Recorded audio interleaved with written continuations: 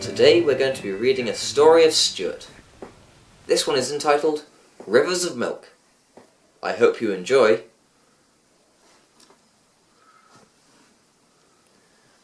During his life, Stuart had many jobs.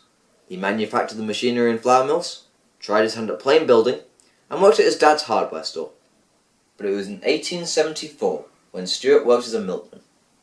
His career did not last long, as he employed the American strategy of house-to-house delivery, hurling the bottles at the houses.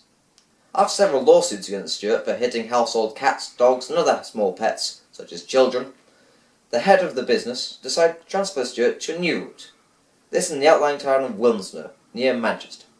When lacking the finances to put cool green flames on the side of his milk cart, Stuart took on another job as a soap salesman.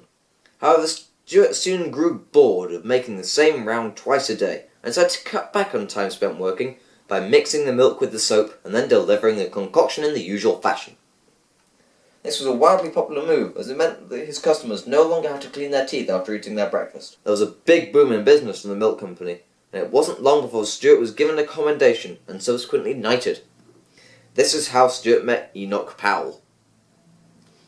Stuart was knighted by Enoch Powell with a starched cotton sword, a local tradition, and afterwards Powell gave his legendary Rivers of Milk speech, where he alluded to Virgil's Aeneid, saying that, "As I look ahead, I am filled with foreboding. Like the Roman, I seem to see the river Tiber foaming with much milk."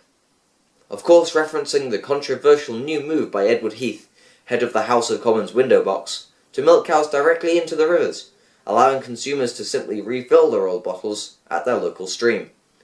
Turned out that Powell had been on Stuart's milk route the entire time, and he was very grateful to Stuart for washing all the communist propaganda off his house every morning with a deluge of milk.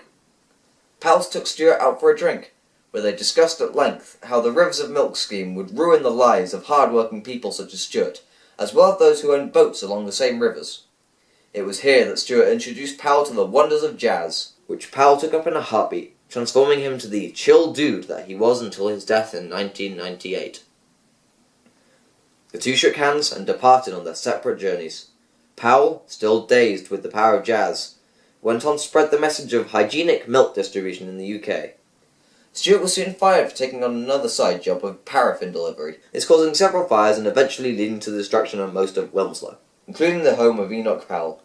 And that was the end of our story. It was 100% true and definitely researched. The end.